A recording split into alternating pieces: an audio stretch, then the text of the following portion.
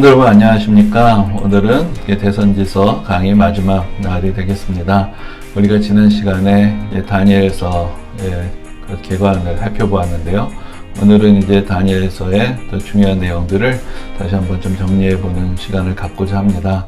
근데 이제 다니엘서는 이제 다른 예언서, 또 선지서들과 비교해서 좀 특별한 내용들이 많이 있습니다. 특별히 이제 앞부분에는 다니엘의 어떤 삶 속에 일어났던 중요한 사건들이 아주 자세하게 나와 있고요. 그 뒷부분에는 다니엘의 본 환상과 그 의미들이 이렇게 등장하고 있는데, 그래서 앞부분은 얘기거리가 많고, 또 뒷부분은 또 그 환상의 의미가 뭔지, 거기에 대해서 또 우리가 살펴봐야 될 내용들이 많아서 다니엘서가 다른 그 선지서들에 비해서는 좀 짧고, 그래서 이사야서는 66장, 또 예레미야서는 52장, 또 에스겔서는 48장. 근데 거기에 비해서 다니엘서는 12장밖에 되지 않지만, 그러나 사실 할 수 있는 이야기들은 뭐 그에 못지않게 아니면 더 많은 책이라고도 할 수 있습니다. 그리고 또한 다니엘서가 또 어떤 예언에 대해서, 또 상징에 대해서 여러 가지 내용들을 담고 있기 때문에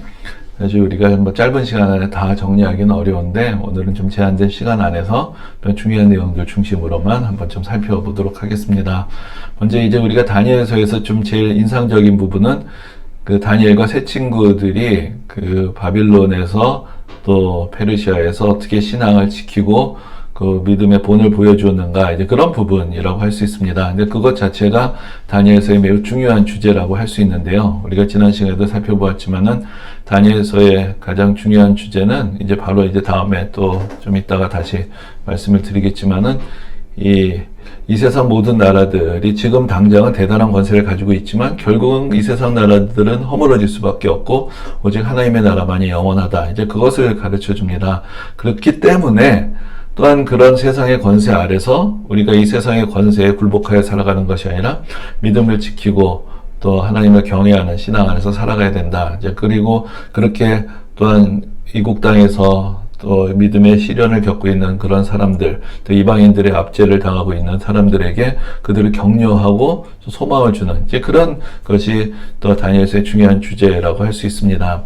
그래서 이제 다니엘 하면은 이제 처음에 이제 나오는 이야기가 바로 다니엘이 그 바빌론에 의해서 포로로 끌려간 사람 중에 하나였지만은 거기서 일단 특혜를 받게 되죠. 우리가 지난 시간에도 말씀을 드렸지만은 그 바빌론 왕이 그 유대인들 중에서 특별히 좀 똑똑한 젊은이들을 왕실에서 어떤 인재로 일종의 이제 양성을 하려는 이제 그런 계획을 세웁니다. 그래서 이 사람들을 뽑아가지고 왕궁에서 먹고 지내고 교육을 받게 하는데, 그런데 이제 다니엘과 그의 친구들이 그 왕이 주는 음식을 거부를 하는 이제 그런 내용이 있습니다. 그래서 1장 8절 9절에 이런 말씀이 있습니다. 다니엘은 뜻을 정하여 왕의 음식과 그가 마시는 포도주로 자기를 더럽히지 아니하리라 하고 자기를 더럽히지 아니하도록 환관장에게 구하니 하나님이 다니엘로 하여금 환관장에게 은혜와 긍휼을 얻게 하신지라.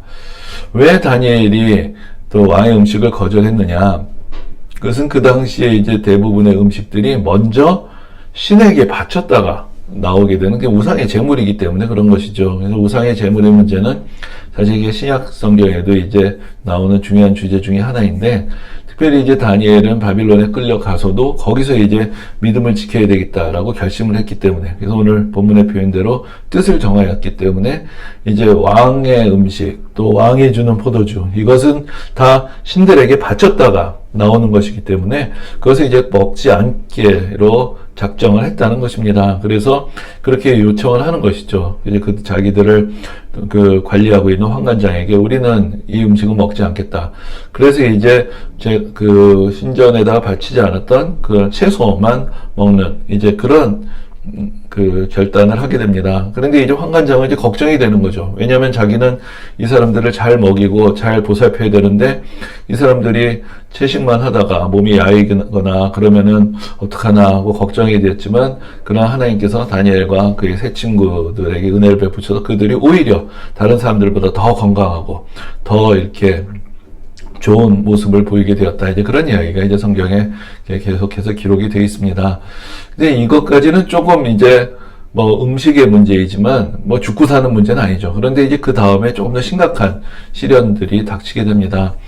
그래서 이제 여기서 이제 다니엘의 이야기는 언급되지 않고 3장에 보면은 다니엘과 함께 했던 세 친구가 사드락, 메삭, 아벳느고라는 친구가 있었는데, 이 바빌론 느부갓네살 왕이 큰 신상을 세웁니다. 그런데 이제 이것이 이제 우리가 잠시 후에 보게 될 느부갓네살 왕이 꾸었던 꿈하고 좀 연결이 돼 있다고도 볼 수가 있는데, 그 꿈이 잘못된 방향으로 해석이 됐다라고 할 수 있겠죠. 근데 이제 느부갓네살 왕이 어느 날 이제 큰 신상을 세워놓고는 이제 거기다가만 절하라라고 그렇게 칙령을 내리고, 그렇지 않으면은 다 풀무불에 던져버리겠다, 불가마에 넣겠다, 이런 식으로 엄포를 놓습니다. 그런데 이 다니엘의 세 친구들은 이 신상에게 절을 하지 않았던 거죠. 그러니까 이제 그것을 알고 이 사람들이 이 유대인들을 이제 시기하던 그런 사람들이 고발을 합니다. 얘네들은 절을 하지 않았다. 그래서 이제 왕이 화가 나서 이제 이 사람들에게 너희들 그 신상에게 절하지 않으면 너희들 다 그 불가마로 들어가는 거다. 이렇게 풀무불에 던져진다. 그런데 그때 이제 그 세 친구들이 이렇게 얘기를 합니다. 사드락과 메삭과 아벳느고가 왕에게 대답하여 이르되 느부갓네살이여, 우리가 이 일에 대해 왕에게 대답할 필요가 없나이다. 왕이여, 우리가 섬기는 하나님이 계시다면 우리를 맹렬히 타는 풀무불 가운데에서 능히 건져내시겠고 왕의 손에서도 건져내시리이다. 그렇게 하지 아니하실지라도 왕이여, 우리가 왕의 신들을 섬기지도 아니하고 왕이 세우신 금신상에게 절하지도 아니할 줄을 아옵소서. 그러니까 아까는 음식물의 문제였지만 여기서는 이제 목숨을 건 문제가 되었는데, 여기에 대해서 이 다니엘의 세 친구가 왕에 대해서 얘기합니다. 우리가 섬기는 하나님이 살아계시기 때문에 당신이 우리를 죽이고 살리고 할 권한이 없다. 당신이 풀무불에 우리를 던져넣어도 너도 하나님께서 원하시면 우리를 살려내실 것이다. 그러나 하나님은 우리 생각대로 꼭 행하시는 분은 아니시다라는 것이죠. 그러니까 하나님의 뜻이라면 그렇지 않으실 수도 있다. 우리를 그냥 풀무불 속에 그냥 놔두실 수 있다. 하지만 그렇다 할지라도 우리는 우상에 섬길 수는 없다. 우상을 섬길 수는 없다. 이런 신앙의 고백을 하는 것을 봅니다. 그러니까 여기 이제 그렇게 하지 아니하실지라도 라는 이런 고백이 사실 다니엘과 세 친구들의 신앙이 얼마나 확실한 것이었는가를 보여주는 것입니다. 그러니까 하나님을 믿으면 모든 위험을 비껴날 수 있기 때문에가 아니라 어떤 위험이 닥쳐오더라도 나는 끝까지 하나님을 믿고 신뢰하는 그 믿음을 저버리지 않겠다라는 그런 놀라운 신앙의 고백이 이 가운데 있는 것입니다. 그 다음에 이야기는 잘 알려져 있는데, 이 세 친구를 풀무불에 던져 넣었는데 타진 않아요. 그리고 이제 우리 뒤에 다시 말씀드리겠지만 거기에 어떤 또 하나의 사람이 같이 있는 것을 보게 됩니다. 그래서 이 왕이 놀라서 저 사람은 누구냐라는 이제 그런 이야기를 하는데, 그러면서 이제 세 친구가 풀무불에서 나오게 되고, 그러면서 이제 느부갓네살 왕이 이들이 믿는 하나님이 정말로 살아계신 하나님이구나, 이제 그것을 고백하게 되는 이제 그런 이야기가 뒤에 이어지게 됩니다. 그리고 이제 또 한 번의 시련의 이야기는 그 다음에 이제 나라가 바뀝니다. 우리가 그 얘기도 이제 같이 보게 되겠는데, 바빌론이 망하고, 그리고 나서 이제 그 다니엘서의 표현대로면 메데라는 나라의 다리오가 왕이 됩니다. 근데 이제 다리오도 다니엘을 상당히 중용을 했는데, 다니엘을 시기하는 사람들이 어떻게 이제 다니엘에게 책을 잡을까 하다 보니까 다니엘이 늘 하루 3번은 예루살렘을 향해서 기도한다라는 것을 알게 됐습니다. 그래서 이제 그걸 가지고 다니엘을 모함을 하는 거죠. 그래서 왕을 설득해가지고는 임금님 외에는 앞으로 한 달 동안은 그 누구에게도 기도하지 못하게 하는 그런 명령을 내려라. 그 왕 입장에서는 좀 우쭐해지는 것이죠. 모든 국민이 나를 섬긴다. 그래, 좋다. 그래가지고 그것을 허락을 했는데 그것이 그가 아끼던 다니엘을 잡는 올무였던 것이죠. 그래서 이제 오늘 여기 본문에 보면은 다니엘이 이 조서에 왕의 도장이 찍힌 것을 알고도 자기 집에 돌아가서는 윗방에 올라가 예루살렘으로 향한 창문을 열고 전에 하던 대로 하루 3번씩 무릎을 꿇고 기도하며 그의 하나님께 감사하였더라. 전에 하던 대로 왕의 이 조서에 왕의 도장이 찍힌 것을 알고도, 이것이 왕의 명령인 것 알지만, 그러나 이 다니엘이 왕에게 총애를 받고 또 왕을 위해서 지금 충성을 하는 신하의 입장이지만, 그렇지만 더 위에 있는 것, 더 우선이 되는 것이 있다는 것이죠. 그래서 이 다니엘과 이 세 친구들은 오늘날에도 신앙을 가장 삶의 기본으로 삼는 그런 믿음의 자세를 우리에게 보여주는 그런 중요한 또 본보기라고 할 수 있습니다. 그리고 그 다음에 나오는 이야기도 또 유명한 이야기인데, 그래서 결국은 다니엘이 사자굴에 던져졌지만 사자들이 하나님께서 사자의 입을 막으셔서 전혀 다니엘에게 달려들지 않았죠. 그래서 이제 이 다리오 왕이 걱정을 했는데, 사실은 자기가 내린 명령이니까 어쩔 수는 없는데, 그 명령에 자기가 아끼던 다니엘이 걸려든 것이 마음이 아팠는데 왕도 어쩔 수가 없었어요. 그런데 그 다음날 가서 보니까 다니엘이 멀쩡한 거죠. 그러니까 이제 다니엘은 건져내고 다니엘을 모함했던 사람들을 사자굴에 던져놨다. 이제 그런 이야기가 그 뒤에 이제 나오게 됩니다. 그러니까 이런 이야기들이 다 정말 어떤 상황 가운데서도 우리가 믿음을 지키면 하나님께서 우리와 함께 하신다라는 이제 그런 어떤 신앙의 권면과 그 격려를 하는 이제 그런 중요한 내용들이라고 할 수 있습니다. 근데 이제 다니엘서에서 또 우리의 관심을 끄는 것은 여러 가지 환상, 상징들이 많이 나옵니다. 근데 이제 그것이 크게 보면 서로 좀 연결이 되어 있습니다. 그래서 오늘은 이제 그 연결되어 있는 부분들을 중심으로 좀 더 말씀을 드리려고 하는데, 이제 먼저 첫 번째로는 이제 느부갓네살 왕의 꿈을 해석하는 그런 장면이 나옵니다. 근데 이제 이 느부갓네살 왕이 이제 바빌론의 왕이고 바로 이제 이스라엘 그 유다 왕국을 멸망시킨 왕이죠. 그런데 이제 이 왕이 어느 날 꿈을 꿨는데, 꿈을 해석하는 이야기는 뭐 다른 데도 나옵니다. 특별히 이제 우리가 요셉 같은 경우도 애굽에 가서 애굽의 왕의 꿈을 해석해주는 그런 이야기가 있는데, 여기서 문제는 왕이 꿈을 꿨는데 무슨 꿈을 꿨는지도 기억을 못하는 것입니다. 그러면서 뭔가 대단한 걸, 중요한 걸 봤는데 그게 뭔지 모르겠으니까 그 밑에 다 그 바빌론에도 박사들, 이런 그 점술사들, 이런 사람들이 다 있었는데, 이 사람들이 꿈 해몽은 해봤는데 무슨 꿈을 꿨는지는 알 수가 없는 거예요. 그런데 이제 왕은 화가 나서 내가 무슨 꿈을 꿨는지도 알아내야 하고 그게 무슨 의미인지도 말을 하고, 그렇지 않으면 너희들 다 필요 없다, 다 죽여버린다 하니까 난리가 났는데, 하나님께서 다니엘에게 영감을 주셔서 왕이 무슨 꿈을 꿨는지, 그리고 그 꿈의 내용이 무엇인지를 이제 왕에게 알려주게 하십니다. 이제 그 내용 가운데 이제 다니엘이 왕이 무슨 꿈을 꿨는지를 이제 이야기를 합니다. 이렇게 말하고 있습니다. 왕이여, 왕이 한 큰 신상을 보셨나이다. 그 신상이 왕의 앞에 섰는데 크고 광채가 매우 찬란하며 그 모양이 심히 두려우니 그 우상의 머리는 순금이요 가슴과 두 팔은 은이요 배한 업적다리는 노시요 그 종아리는 쇠요 그 발의 얼마는 쇠요 얼마는 진흙이었나이다. 또 왕이 보신즉 손대지 아니한 돌이 나와서 신상의 쇠와 진흙에 발을 쳐서 부서뜨리매 그때 쇠와 진흙과 놋과 은과 금이 다 부서져 여름 타작마당에 겨같이 되어 바람에 불려간 것이 없었고 우상을 친 돌은 태산을 이루어 온 세계에 가득하였나이다. 그러니까 이제 여기서 이제 왕이 꿈속에 한 신상을 보았다라고 이야기해 주니까, 왕이 맞다! 기억이 났던 것이죠. 그런데 그 신상의 모양이 어떠느냐? 큰 어떤 사람의 모양을 한 상인데, 머리는 금이고, 가슴과 두 팔은 은이고, 배하고 넓적다리는 놋으로 되어 있고, 그 종아리는 쇠고, 그 다음에 그 발은 쇠하고 진흙이 섞여 있었다. 이렇게 이야기를 합니다. 그런데 그 신상을 어디서 이제 손대지 아니한 돌이란 것은 사람이 다듬어서 만든 것이 아닌 돌. 이것은 어떤 면에서 자연 그대의 돌이란 말도 될 수 있겠지만, 이것은 신비한 인간에게서부터 나온 것이 아닌 그런 하늘로부터 온 그런 돌이 이 신상의 그 밑을 쳐서 부서뜨리면서 이 신상 자체가 다 부서져서 다 바람에 불려 사라져버렸다. 이렇게 이야기를 하고, 그 돌은 오히려 온 세상에 가득하게 됐다. 이렇게 이야기를 합니다. 그럼 이것이 무슨 뜻이냐? 그 쭉 이야기를 하는데, 그 내용은 여기 이제 생략을 했는데요. 그래서 다니엘이 이야기를 해주는 것이죠. 이 머리는 순금인데 이것이 바벨론이다. 지금 임금님이 다스리는 나라다. 근데 그 다음에 여러 나라들이 연이어 서게 될 것이다.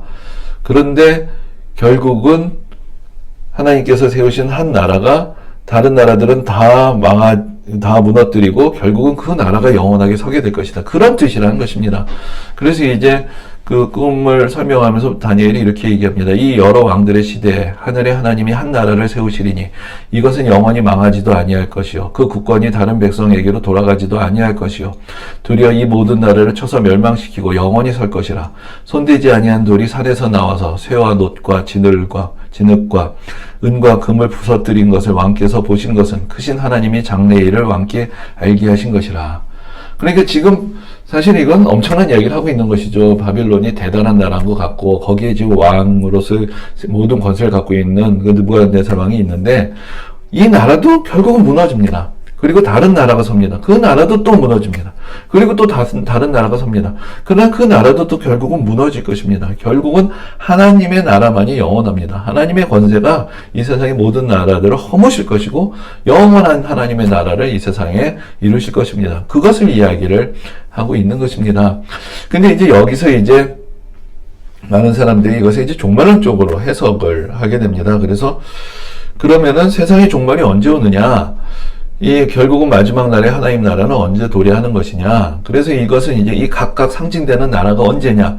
이걸 통해서 이제 그것을 알아내고자 하는 이제 그런 생각을 하는 경우들이 많이 있습니다. 그런데 사실 여기서 메시지의 핵심은 그 나라가 몇 개냐가 아니라 어떤 나라든지 간에 그리고 이제 이 다니엘이 예언을 하게 되는 그 당시, 그리고 그 다니엘의 예언을 듣고 그 후에 이제 말씀을 기억하게 되는 모든 세대들 앞에서 이 세상에 사실은 그것이 몇 개의 왕국이 앞으로 들어서게 되느냐가 중요한 것이 아니라 그것이 어떤 나라가 되었든지 간에 결국은 모든 나라는 하나님의 권세 아래에 있고 결국은 하나님의 나라만이 영원하다라는 것을 말하는 것입니다. 그래서 이제 여기서 보면 이것이 하나의 상징이라고 할 수 있는데 점점 보면은 어떻게 가치가 떨어지죠. 처음엔 금이었다가 은이었다가 노시였다가 쇠가 됩니다. 그러면서 이제 이 세상에 시간이 갈수록 점점 더 악해진다.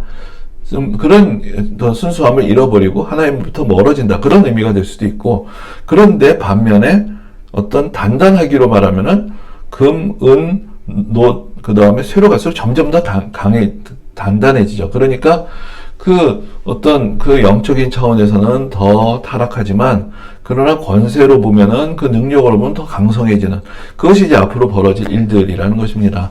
그것 면에서 생각하면 오늘날 우리가 정말 물질 문명은 정말로 발달하고 있지만, 사람들의 어떤 영성은 점점 더 퇴보하고 있다.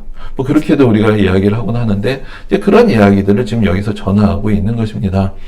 그래서 결국은 이 세상은 오래 갈 수 없다는 것이, 이제 마지막에 보면은 발이 쇠와 진흙으로 되어 있습니다. 그러니까 쇠는 견고하지만 쇠와 진흙으로 되어 있으면 이것이 든든할 수가 없겠죠. 그러니까 이 신상 자체가 결국 그 발이 얼마나 허술하냐. 예, 그래서 이것이 무너질 수밖에 없다. 이것을 이야기하고 있는 것입니다. 그런데 이제 느부갓네살 왕이 이 꿈을 보고, 그 꿈에 대한 해몽을 보고는 그렇구나라고 이야기를 합니다. 그런데 아까 말씀을 드렸지만 이것이 이제 2장인데 다니엘과 세 친구들의 이야기, 그 우상에게 절하지 않아서 풀무불에 던져진 이야기 3장에 나옵니다. 그런데 느부갓네살 왕이 이렇게 꿈을 꾸고 다니엘의 해석이 맞다고 해놓고는 큰 신상을 세워요. 그러니까 이 꿈에 보았던 신상을 자기가 세운단 말이죠. 그러니까 이것은 느부갓네살 왕이 사실은 하나님께서 주시는 그 교훈을 잘 이해하지 못하고 받아들이지 못했다라는 하나의 반증이 될 수 있습니다. 그래서는 꿈의 신상을 봤다고 그것을 만들어 놓고 다 절하면서 자기 위세를 뽐내고자 했다는 것, 그것이 사실 세상 권세의 헛됨이 되는 것이고 결국은 이 바빌론이라는 나라는 무너지게 되는 것인데, 이제 그것을 알지 못하고 있는 인간의 어리석음이 사실 이 가운데에서, 또 이 이야기 가운데서 들어있다고 할 수 있습니다. 그런데 이제 많은 사람들이 그 성경 속에 나오는 어떤 상징들, 특히 우리가 앞으로 계속 나오는데 이 다니엘서에 나오는 이 나라들이 결국은 뭘 말하는 것이냐, 거기에서 많이 궁금증을 가지고 그 여러 가지 역사 속의 제국들하고 이제 맞춰 보기도 하고, 또 어떤 경우에 그것을 이렇게 쭉쭉 늘려가지고 그래서 이제 우리 시대까지 왔다, 이제 그렇게 또 해석을 하기도 합니다. 그런데 이제 그렇게 조금 더 정교하게 해석할 수 있는 부분들이 있고, 그리고 우리가 조금은 더 상징적으로 해석해야 될 부분들이 사실은 다니엘서에 같이 있다고 할 수 있습니다. 그런데 이제 우리가 참고로 성경 속에 나오는 우리가 5대 제국을 되게 이야기를 하는데, 이제 첫 번째 제국은 아수르인데, 이 아수르는 조금 연한색으로 제가 해놨죠. 아수르는 그 다니엘서에는 나오지 않습니다. 왜냐하면 이미 그때 아수르는 망해버렸기 때문에 바빌론부터 나옵니다. 아수르가 북이스라엘을 멸망시켰지만 결국은 아수르도 망하게 되고, 아수르의 뒤를 이은 나라가 바빌론이었죠. 이때가 이제 다니엘이 활동하기 시작했던 시대고, 다니엘이 이제 바빌론에 의해서 이제 포로로 끌려오게 됐죠. 근데 이 바빌론을 무너뜨린 나라가 바사, 바로 페르시아라는 나라입니다. 그런데 이 페르시아를 무너뜨린 나라가 있죠. 그것이 바로 알렉산더 대왕이 세운 마케도니아인데 성경에는 헬라라는 이름으로 이제 등장하기도 합니다. 그런데 이 알렉산더 대왕이 세운 마케도니아가 페르시아를 무너뜨렸는데 알렉산더 대왕이 오래 살지를 못합니다. 33살에 죽죠. 그리고 나서 이 나라가 그의 부하 장수들에 의해서 4개의 왕국으로 분열이 됩니다. 근데 이 이야기가 이제 구체적으로 하나의 상징을 통해서 다니엘서에 언급이 됩니다. 그리고 이 다음에 나오는 나라가 바로 로마가 되는 것이죠. 그래서 이제 이 로마라는 나라가 물론 그러면은 그 이후에도 수많은 그 이후에 또 로마 시대 이후로 또 그 많은 나라들이 섰는데 그래서 이제 이것을 오늘날의 시대까지 어떻게 이렇게 맞춰서 이야기하기는 좀 어렵습니다. 하지만 이제 대개 이제 해석이 2가지 해석으로 나뉘게 되는데 바빌론, 바사, 헬라의 시대까지 말하는 것이다라고 보는 그 해석이 있고, 아니 로마까지 이야기하고 그리고 나서 로마의 후계인 유럽의 여러 나라들을 통해서 오늘날까지 이어지는 그런 메시지를 담고 있는 것이다. 이제 그렇게 또 해석을 하기도 합니다. 그것은 이제 우리가 잠시 같이 보시겠는데, 먼저 이제 우리가 한번 살펴볼 것이 그럼 바빌론이라는 나라는 어떻게 됐느냐? 이 바빌론이 망하는 날에 대한 그 묘사가 바로 다니엘서에 들어 있습니다. 근데 이제 벨사살이라는 왕이 나오는데, 벨사살 왕이 이제 여기 보면은 그의 부친 느부갓네살이란 말이 나오는데, 사실은 벨사살이 느부갓네살의 바로 그 아들은 아니고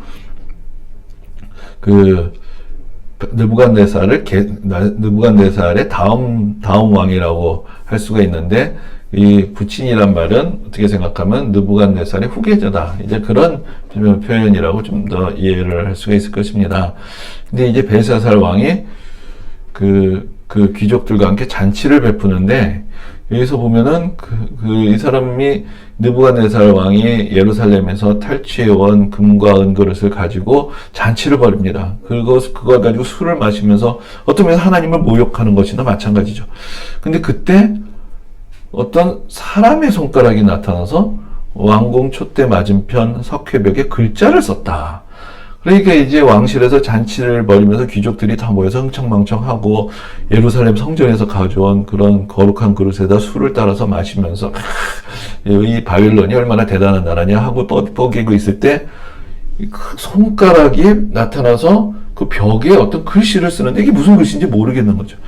그러니까 두려워하니까 그 왕의 어머니가 이 왕국에서 해석할 사람은 다니엘밖에 없다. 다니엘을 불러와라. 그래서 다니엘이 와서 그 왕에게 이 뜻을 설명을 합니다. 근데 이제 그 이야기가 이렇게 되는 것입니다. 이것이 메네 대겔 우바르신이라고 쓴 것이다. 근데 이것서 메네는 하나님이 이미 왕의 나라의 시대를 세워서 그것을 끝나게 하셨다. 대겔은 왕을 저울에 달아보니 부족했다. 그래서 베레스는 왕의 나라가 나뉘어서 메디아 바사 사람들에게 준다. 그러니까 이 나라가 망한다라는 예언이라는 것이죠. 근데 이제 왕은 이게 상당히 불길한 얘기인데도 왕이 좀 취해서 정신도 없고 또 자기가 약속했거든요. 이것이 무슨 해석인지 맞추면은 내가 이 나라의 셋째 가는 통치자로 삼겠다. 뭐 이렇게까지 얘기를 했기 때문에 시상식을 합니다. 그랬는데 그때 그날 밤에 바로 이제 적들이 쳐들어오게 되고 그날이 이제 바빌론의 마지막 날 이러면서 벨사살 왕의 마지막 날이 되었던 것입니다.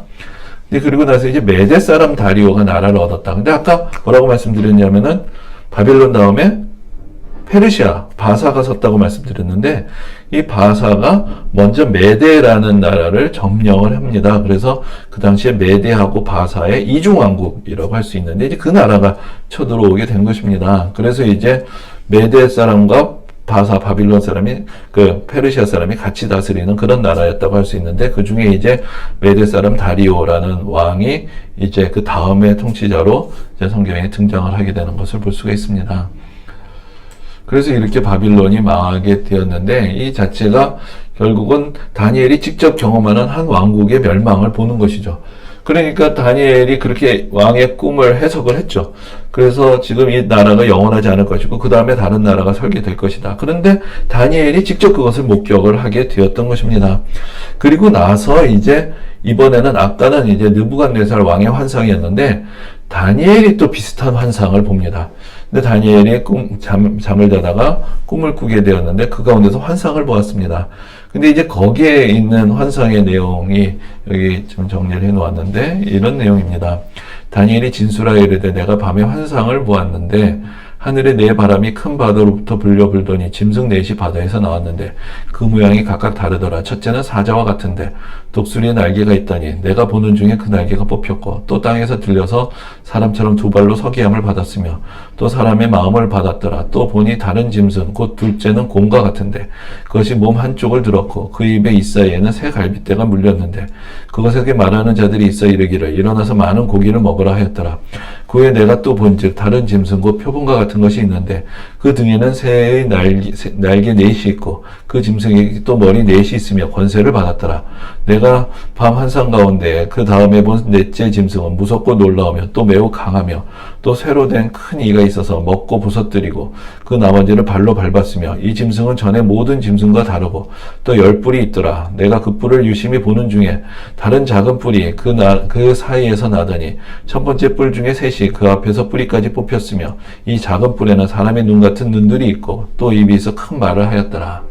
자, 여기서도 네 짐승이 나옵니다. 아까 그 느부갓네살 왕의 꿈에도 머리부터 발까지 이제 네 단계로 나눠져 있었는데, 그래서 이제 이 네 개가 서로 연결이 되니까 이것이 또 어떤 나라냐, 이것을 이제 갖고 이야기를 하게 되는데, 그래서 아까 말씀드렸지만 이제 이것을 어떤 지상에 있었던 어떤 아까 말씀드렸던 그 제국들 중에 어떤 나라냐, 이게 매칭을 하는데, 사실은 여기에 또 여러 가지 견해들이 있습니다. 그리고 그럼 이 모든 꿈이 다 하나로 연결이 되어 있다라고 보기도 하고, 꿈마다 조금 강조점이 다르다라고도 할 수가 있는데, 일단 이제 첫째는 사자와 같다. 근데 그것은 바빌론에서부터 출발을 한다고 할 수가 있겠죠. 둘째는 곰과 같다. 그것은 그 다음에 나오는 페르시아라고 할 수가 있습니다.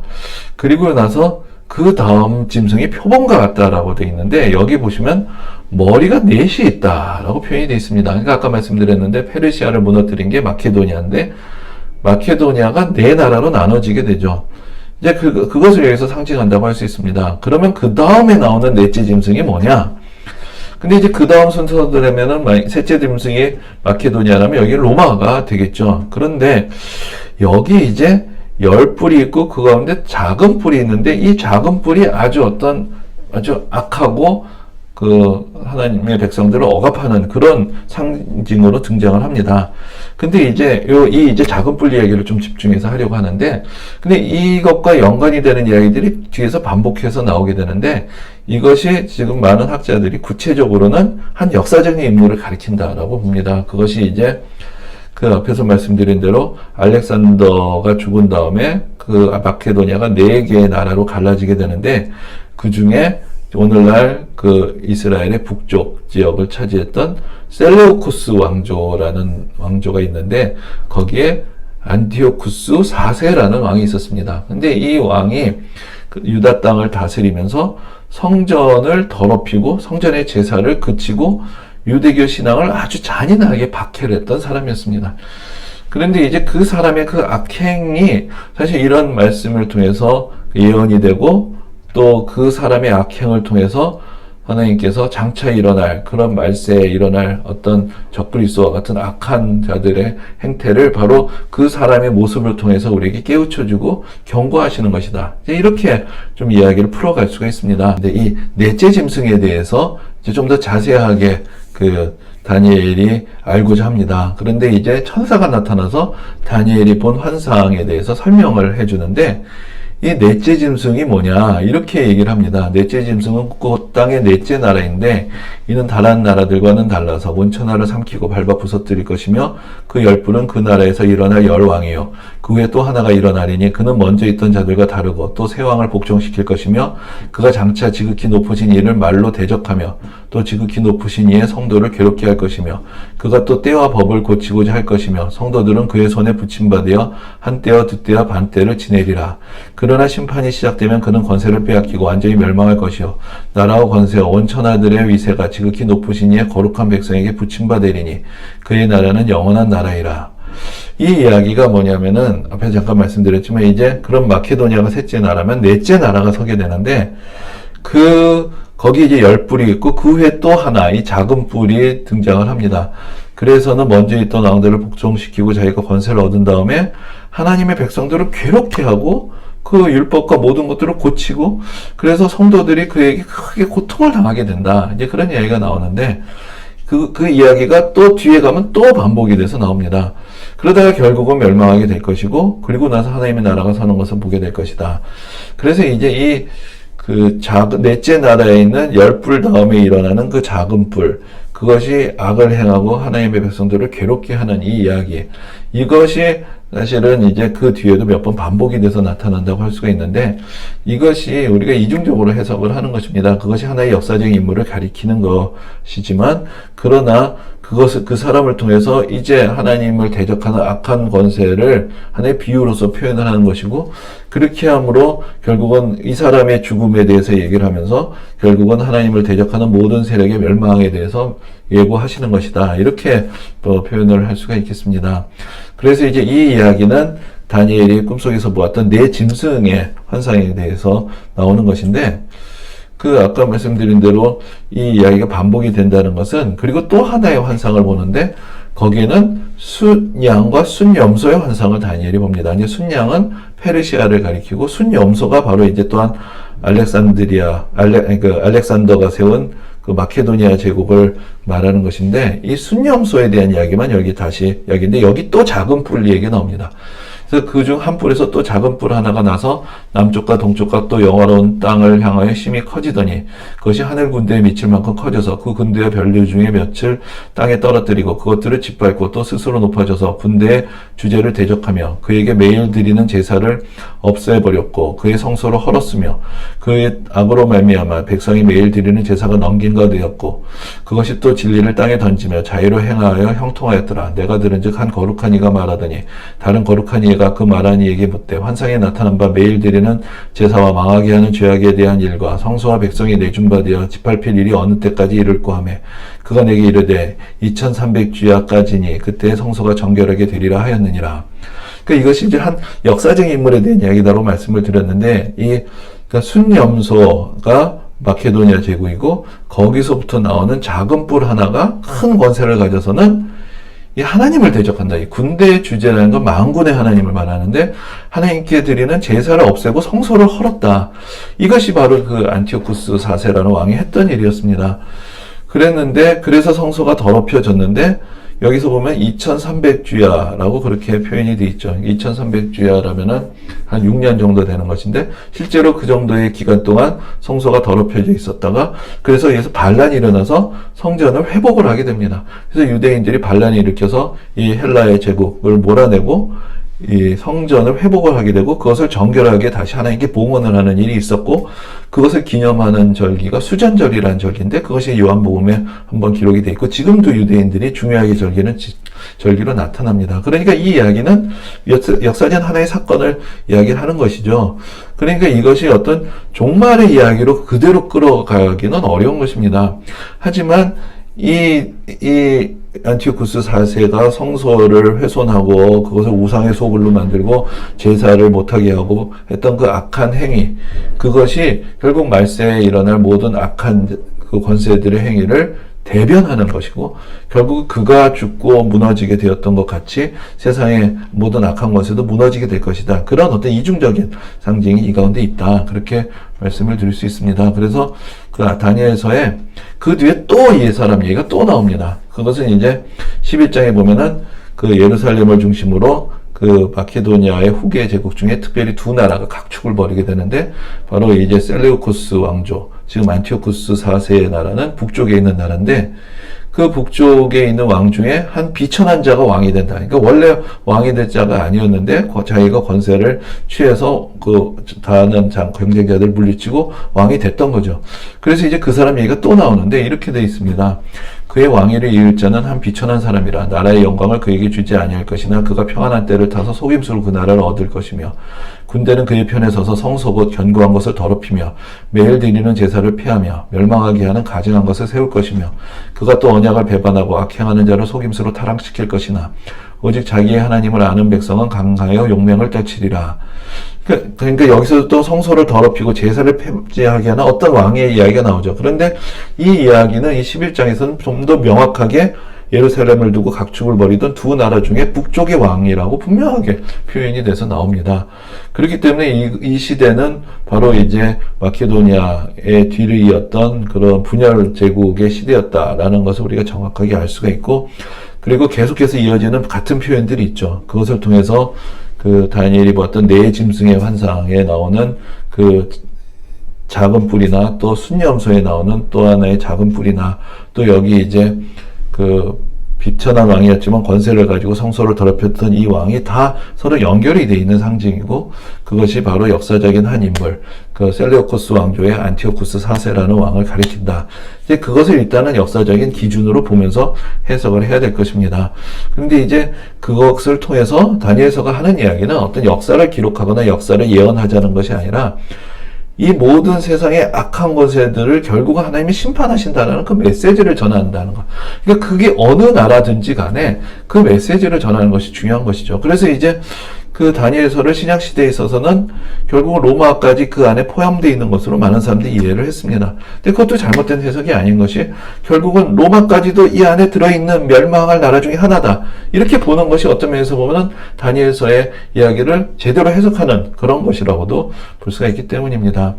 그리고 이제 다니엘서에 또 중요한 이야기가 나오는데, 그 다니엘이 바로 이제 그 바빌론이 무너지고 그것을 보고, 그리고 이제 메대 왕 다리오 얘기를 아까 말씀드렸는데, 그때 이제 다니엘이 이 하나님 기도하며 성경을 읽는 가운데 여호와께서 말씀으로 선지자 예레미야에게 알려주신 그 연수를 깨달았나니 곧 예루살렘의 황폐함이 70년 만에 그치리라. 이것은 우리가 예레미야서 할 때도 말씀을 드렸던 것인데, 하나님께서 예레미야 선지자에게 이 백성이 70년 동안 바빌론에게 고통을 당할 것이다 라고 그렇게 예언을 하셨던 것이 있습니다. 그러니까 다니엘이 그 말씀을 읽게 된 것이죠. 근데 지금은 이제 예레미야는 바빌론에게 멸망하게 될 것이다라는 것을 미리 예언했던 선지자고, 그 다니엘은 그 예언이 실현이 되는 바람에 결국은 포로로 끌려와서 지금 바빌론에 있고, 바빌론이 망하는 것을 보고 지금 페르시아의 시대에 살고 있는 사람입니다. 그런데 이제 이미 하나님께서 예레미야 선지자에게 이 모든 일을 예언하셨고, 그리고 70년이란 기한까지 정하셨다라는 것을 그가 깨닫게 됐을 때 너무나 하나님의 어떤 섭리와 권능에 놀라게 되고, 그러면서 쭉 그가 이 백성들의 이 하나님의 징계를 받을 수밖에 없었던 백성들의 죄악에 대해서 회개하고 기도하는 장면이 나옵니다. 그럴 때 이제 그 기도하는 가운데 이제 천사가 그 다니엘을 찾아와서 앞으로 되어질 일들을 또 가르쳐주는 그런 장면이 바로 이어지게 되는데, 거기서 이제 다니엘이 보았던 것은 70년이었는데 천사는 뭐라고 얘기하냐면은 하나님께서 정하신 기간은 이른 이래다라는 그런 이야기를 합니다. 이른 이래라는 것이 무엇이냐. 그래서 이제 70년이 아니라, 그래서 그것을 이제 70년이 7번 있는 것이다, 이렇게 또 이해를 합니다. 그래서 이제 여기서 70년 만에 이 백성들이 예루살렘의 황폐함이 지나고 돌아가게 되겠지만, 그러나 하나님께서 정하신 계획은 더 멀리 펼쳐지고 있다, 그것을 이제 이야기를 하는 것이죠. 이 이른 이래가 또 이것을 어떻게 해석해야 되는지 수많은 해석이 나오는 이제 그런 말씀이 됩니다. 근데 이제 이것을 여러 가지 방식으로 이른 이래라는 것은 이제 언제부터 언제까지냐, 그리고 이것이 정말로 490년이라는 어떤 정확한 날짜를 얘기하는 것이냐. 근데 7이라는 것은 성경에서 항상 상징적인 의미로 많이 사용이 됩니다. 그래서 이제 이것을 어떻게 이해하느냐라는 것이 쉽지 않은데, 여기서 보면 또 이 이른 이래가 7일에 62일에 그리고 나서 그 마지막에 나오는 또 하나의 일에, 그래서 7 플러스 62 그 다음에 또 하나의 일에, 이렇게 나옵니다. 그러니까 자 7 플러스 62 그러면 69죠. 그 다음에 한 번이 더 있습니다. 그 합하게 되면은 70이 되죠. 그래서 7 플러스 62 플러스 1, 그래서 70이 되는데, 그러니까 이 일은 일의 안에도 나눠져 있다라는 것입니다. 그래서 이것을 하나의 연도로 계산하기보다는 이제 하나님께서 앞으로 펼칠 일에 대한 하나의 단계라고 볼 수가 있을 텐데, 여기서 이제 가장 중요한 말씀이 뭐냐면은, 자, 일은 일의 기한을 통해서 하나님께서 뭘 하시는 것이냐? 허물이 그치며 죄가 끝나며 죄악이 용서되며 영원한 의가 드러나며 환상과 예언이 응하며 또 지극히 거룩한 이가 기름 부음을 받으리라. 이게 바로 예수 그리스도께서 이 땅에 오셔서 모든 죄를 용서하시고 하나님의 구원의 역사를 펼치신다.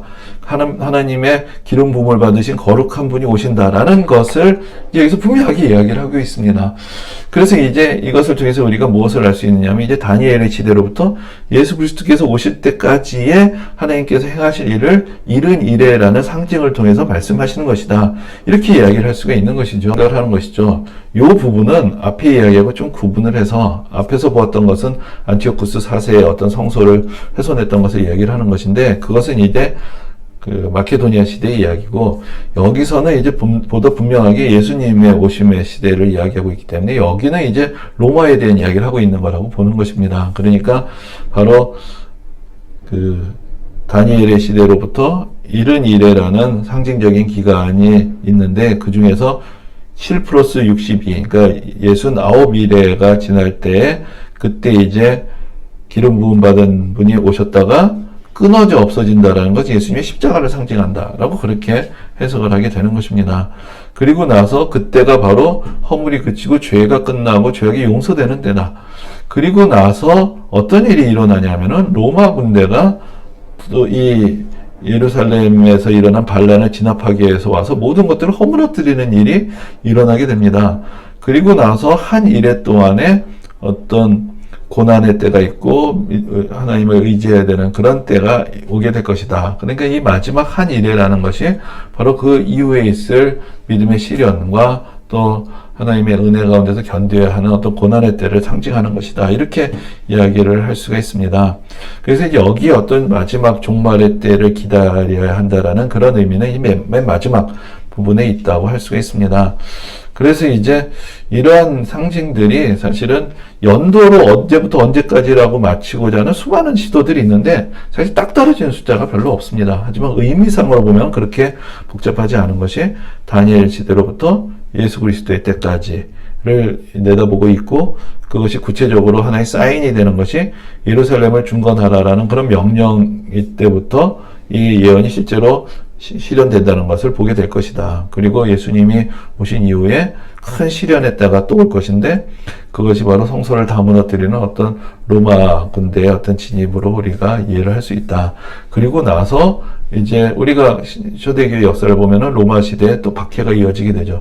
그래서 또 많은 사람들이 박해 가운데 또 믿음을 지켜야 하는 그런 어려운 시간이 오게 될 것인데 결국은 마지막에 하나님께서 모든 것들을 구원하시고 하나님의 뜻을 이루실 것이다. 이제 그것을 우리가 이 가운데서 이제 읽어낼 수가 있습니다.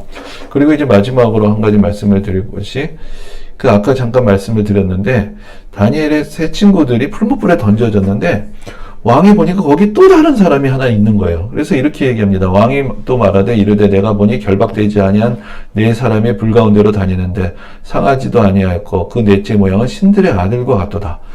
그 다니엘의 세 친구가 풀무불에 들어갔는데 신의 아들과 같은 사람이 그 곁에 서 있다. 그것을 이제 보게 됩니다.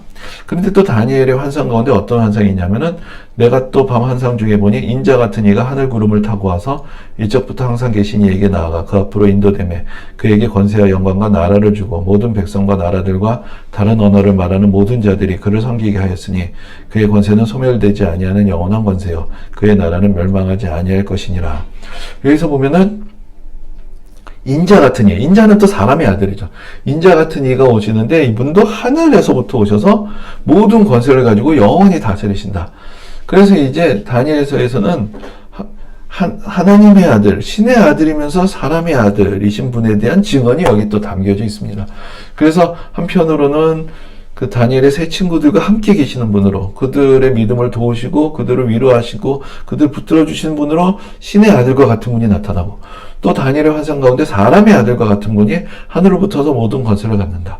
그래서 이제 하나님의 아들이시면서 사람의 아들이라고 당신 스스로를 부르시면서 우리 가운데 역사하셨던 예수 그리스도에 대해서 사실 여기서 다니엘이 또한 또 다니엘서에서 그것을 미리 증거하고 있는 그런 모습들을 우리가 여기서 보게 되는 것입니다. 그래서 결국 다니엘서 이야기를 다시 정리해 보면은 다니엘 이후로 세상에 여러 나라들이 있을 것이고 그 가운데 악을 행하는 자들도 있을 것이지만 결국은 하나님께서 통해서 하나님의 아들, 기름 부으심 받으신 예수 그리스도를 보내셔서 모든 죄를 사하시고 하나님의 구원을 여시며 이 세상의 모든 권세가 결국은 패하게 될 것이고 하나님의 나라만이 영원하게 될 것이다. 이제 그것을 그 당시 사람들, 또 오늘날의 우리 시대까지 가르쳐 주시는 그런 귀한 메시지가 바로 다니엘서에 담겨져 있는 것입니다. 다니엘서가 워낙 좀 복잡한 내용들이 있기 때문에 오늘 좀 복잡한 얘기가 되었는데, 나중에 기회가 있으면은 이런 또 성경 속의 예언과 또 그 다음에 나오는 역사들의 이야기를 조금 더 좀 집중해서 정리를 해서 또 다시 한번 전해드릴 수 있는 시간을 한번 또 마련해 보도록 하겠습니다. 오늘 이렇게 해서 대선지서 말씀들을 다 마치게 되었습니다. 올해 이번 학기에도 함께 해주셔서 감사합니다.